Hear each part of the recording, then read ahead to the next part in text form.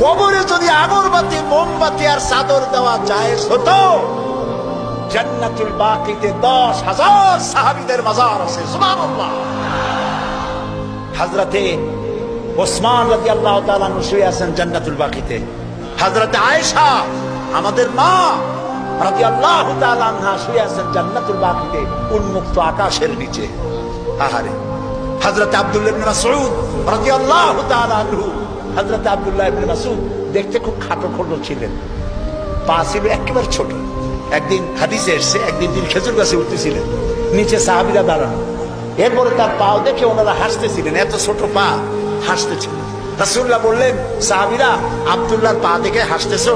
কিয়ামতের দিন আব্দুল্লাহর পা যদি এক পাল্লা রাখা হয় আর উহুদ পাহাড়টা যদি এক পাল্লা রাখা হয়, উহুদ পাহাড় তার পায়ের সমান হবে না।